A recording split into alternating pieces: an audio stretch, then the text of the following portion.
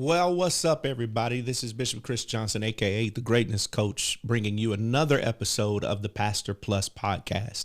And listen, we've been having conversations with people who I feel like embody the Pastor Plus concept. What is that, you say? That isn't any individual who has put their hands to the plow to do ministry, but also using their skills, their gifts, their talents to also affect other areas in the marketplace.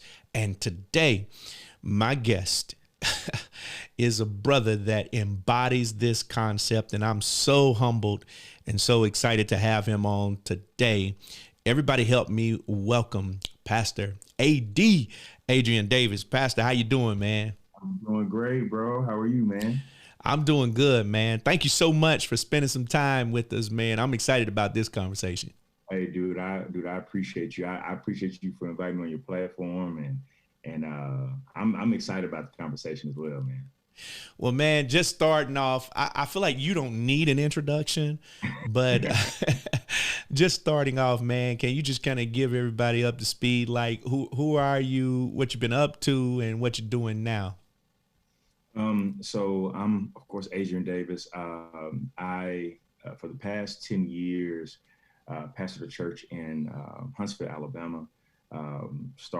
Actually, we did it twice. We started one church, All Nations Christian Center, started from scratch, pastored that, and then we changed to All Nations Worship Assembly, and started that one from scratch as well.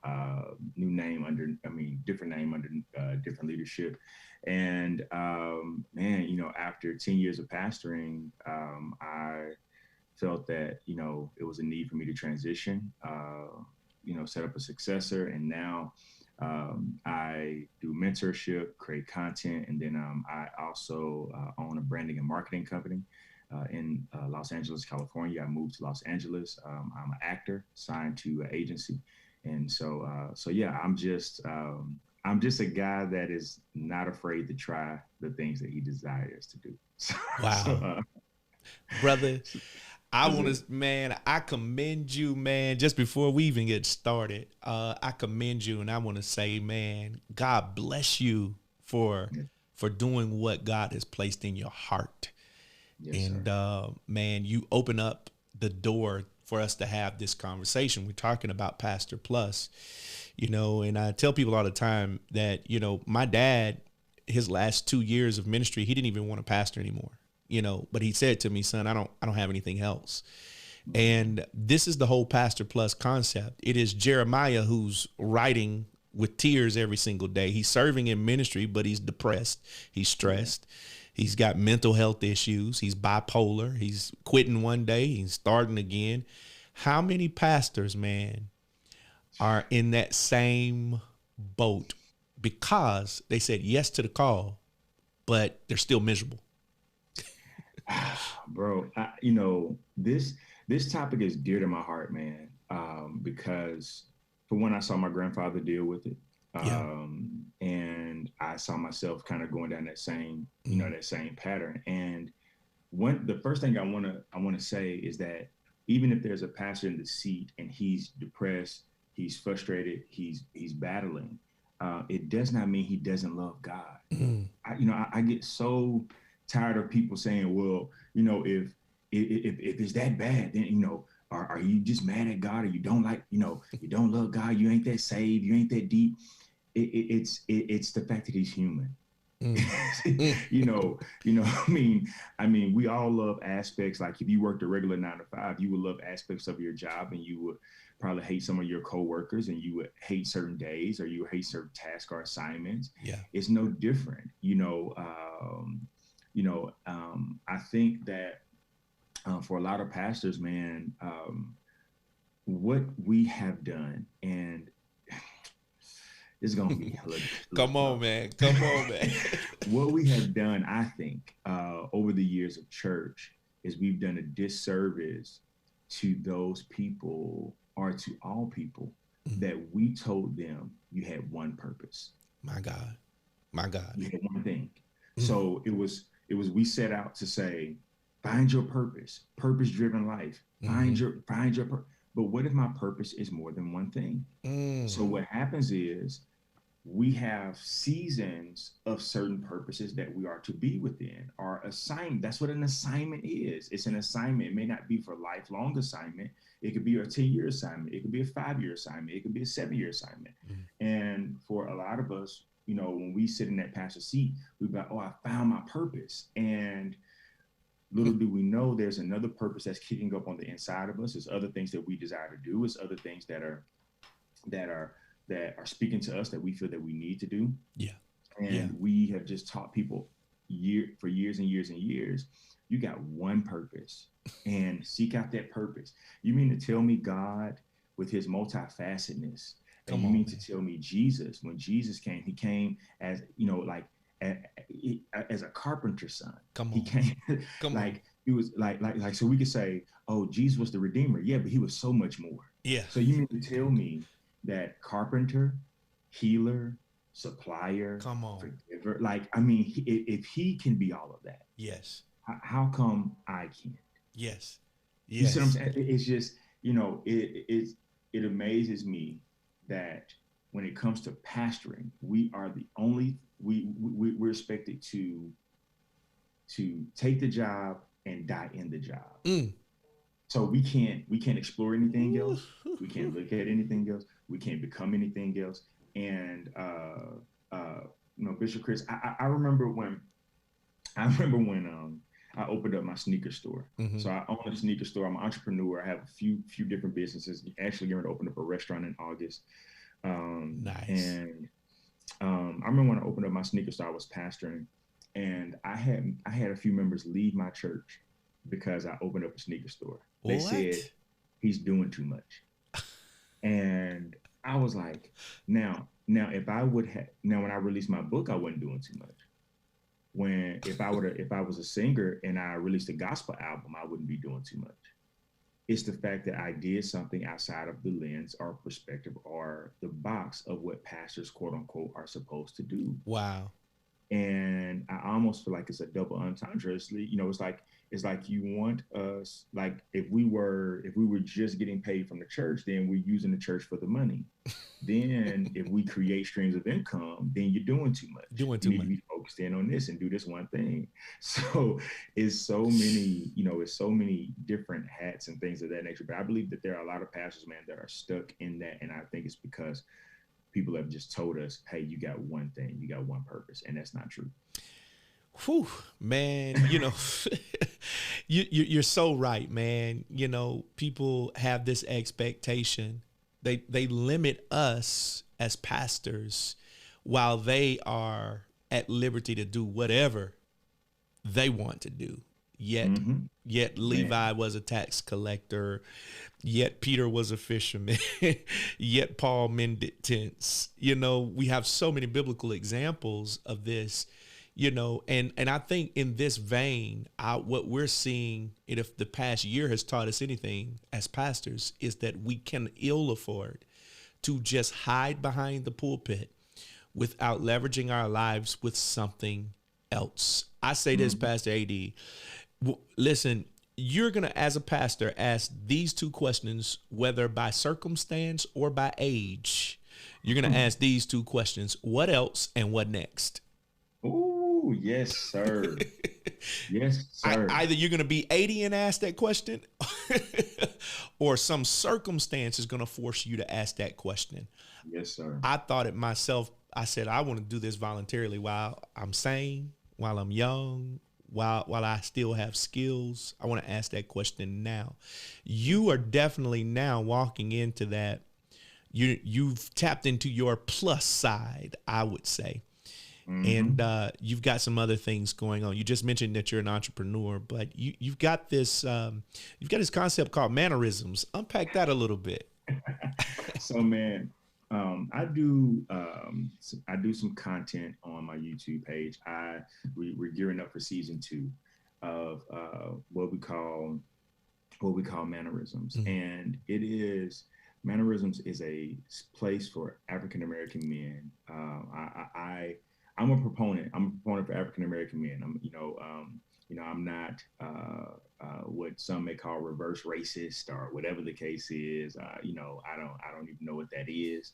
I am a black man, and Yeah. I love black men, and I believe that there should be a space and a place for black men. I think there should be more spaces and places for black men. Yeah. I think that a lot of our women, know I was on a podcast interview 2 days ago, and I said it's no disservice to our black women. Our black women have held it down. They continue to hold it down. They are amazing.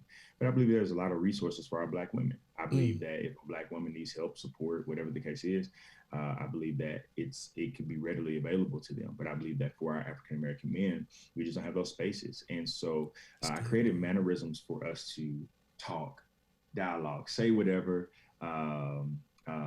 We get a lot of, dating questions and all of that stuff, but it's just a fun place for us to feel safe at times. And then also tackle hard topics, Yeah. So I put it on my YouTube, and it's actually being looked at, hopefully, man, it get picked up by something, Yeah, I don't man. know. I didn't do it for that purpose. I did it for the purpose of creating a space for me.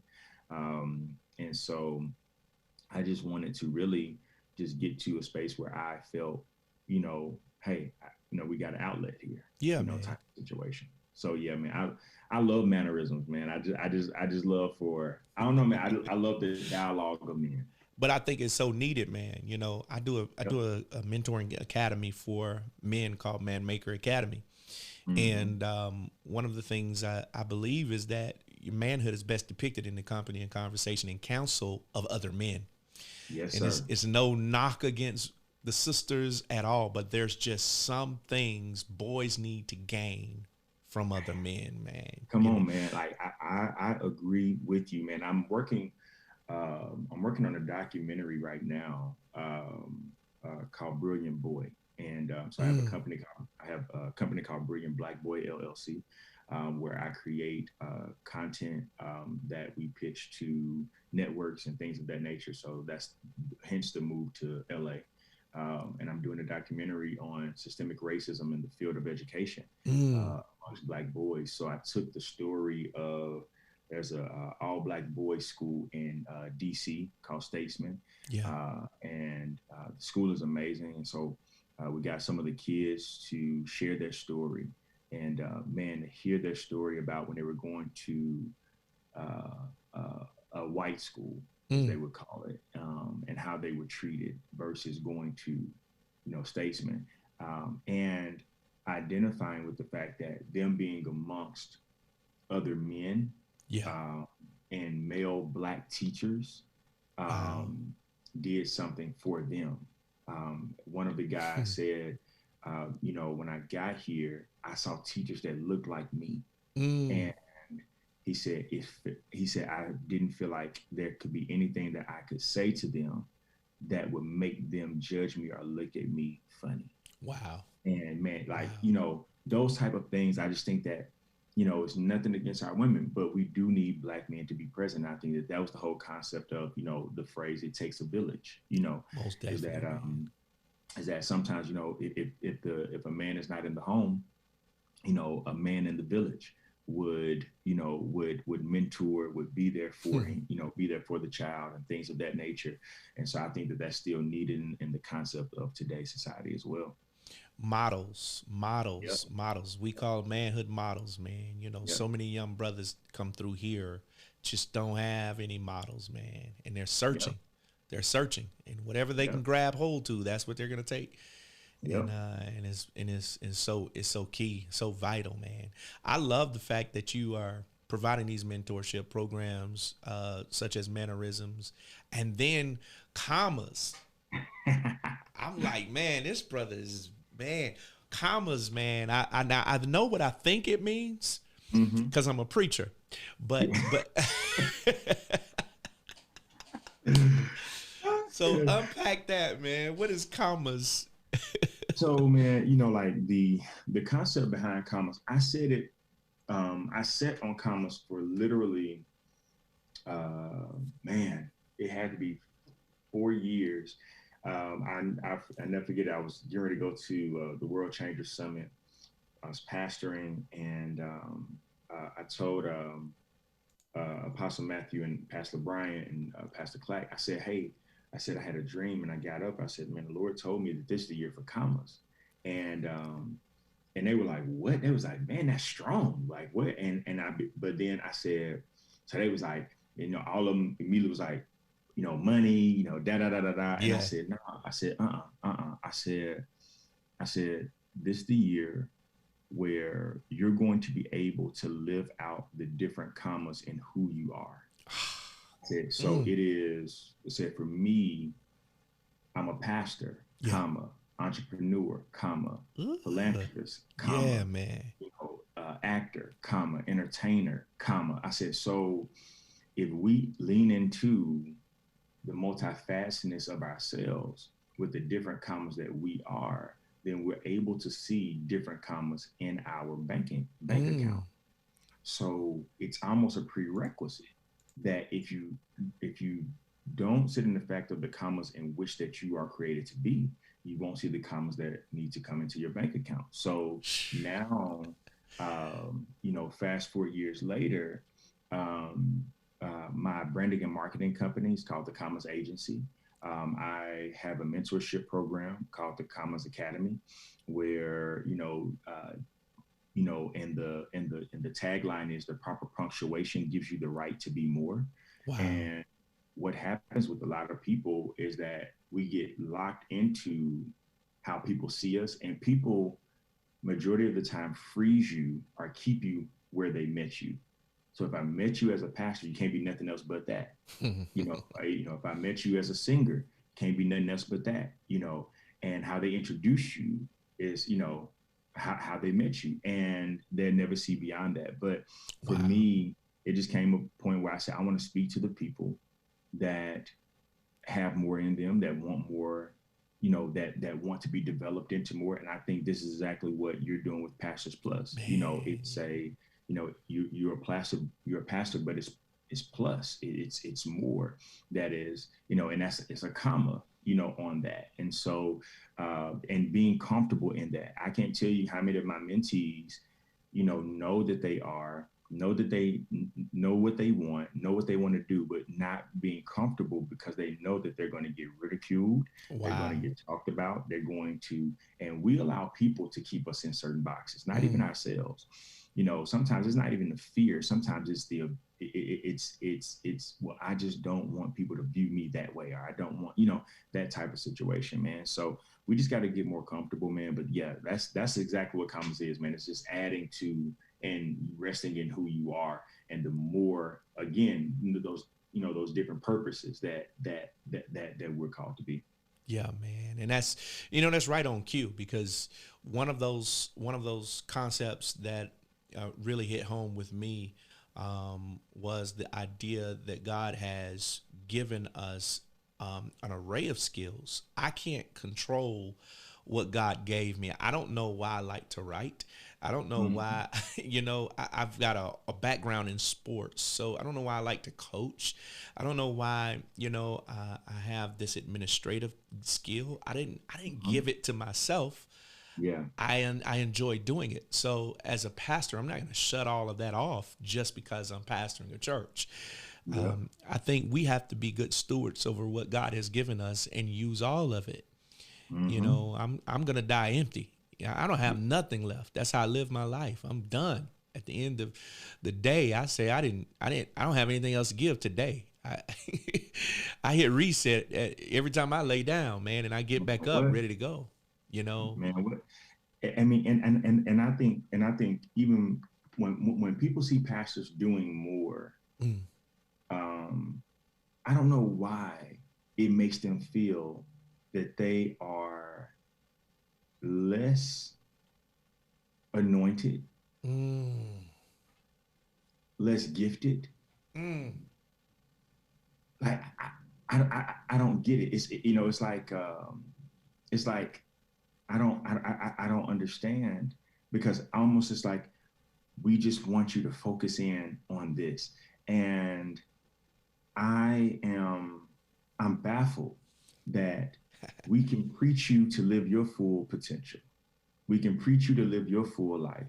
We can preach you to chase your dreams, your hopes, your aspirations, your purpose, your calling, but we can't. Come on, man. Come on. Come on. Understand it. I don't. I'm baffled by it. Yeah, I think sometimes we over spiritualize, we over spiritualize things. Mm-hmm. I'm preaching Sunday talking about this gap between deliverance and discipleship. Right? Mm-hmm. So we all the time preach deliverance, and everybody, like at some point you got to quit coming to the altar every week. I mean, you're supposed to be delivered from that, but see, you said yes to deliverance, but no to discipleship, mentorship, Yo, yes, coaching. sir. You see, Yes, sir. because you got to get out of that, and sometimes there's a process involved in that, man. Are we? And I see this all the time. Are we? If we're not careful, we'll raise a church culture that has been so caught up on the deliverance mechanism, not Mm. understanding that God has put deliverance in discipleship. Wow. You know what I'm Wow. saying? Like Wow. Peter wasn't. He said, Jesus says, "Follow me, and I'll make you fishers of men." Like his deliverance came in the following. Yes, You sir. know what I'm That's saying? so, Like, that's so good, man. Because like, and what I tell people, man, you're, like we want this high moment of spiritualization to say, oh, I got delivered because I rolled around on the floor, I threw up, I did this and I did that. yeah, yeah. But you can do all of that, but the deliverance is in your decisions. Come on, You're come on. only as delivered as your decisions are. So Yeah, you can have all the physical fanfare you want, but if your decisions haven't met your fanfare, come on, you're sir. going to find yourself back into the same place that you were in. And to add to your point, that when he tells Peter, "Follow me, and I'll make you fishers of men," so his deliverance was in his following, but his deliverance was in his decision. Yes, sir. So he had to make the decision. Yo, I'm willing to do this. Come on, come And on. what happens with church is that we never make the decision because we want the spiritual high. And guess what? Peter didn't get laid out on the sand. No, He sir. didn't fall out on the floor. No, Peter sir. made a conscious decision. He just said, "Follow me, I'll make you fishers of men." So his deliverance was in the follow, but he had to make a conscious decision. I'm going like, and we want high emotionalism decisions, right? We want, you know, Lord, I'm gonna follow you in worship and tears and so forth and so on. But the best decisions we can make Come on, man. are in the sobriety of our own minds and our homes when we're driving. Once you made up in your mind in Yeah. a sober place, nothing else changes that. So what he did with Peter, I'm not gonna super spiritualize this. I don't have to take you into a worship service where the lights are dim and the music is high. I'm gonna ask you right here where you are, in your element, Mm, mm. in your surrounding where you're comfortable. Yes, sir. Follow me and I'll make you fishers of men. Now, are you going to leave your comfortability? Because there has to be a decision for your own deliverance. You just got to make the decision, bro. Decision, man.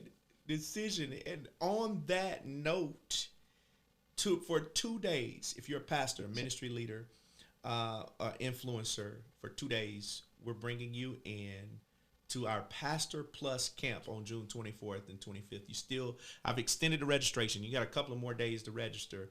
You still have time to register. We've got several already registered, and you're going to get coached. You're going to get instruction on how to build your influence, how to increase your impact, and gain valuable insight, especially in this digital world, on how you can become a Pastor Plus person. And I'm excited to announce that Pastor Adrian Davis is going to be presenting at Pastor Plus Camp. Pastor, what is a couple things? Just real quick. Don't give them too much. Yeah. Just what can they expect at Pastor Plus?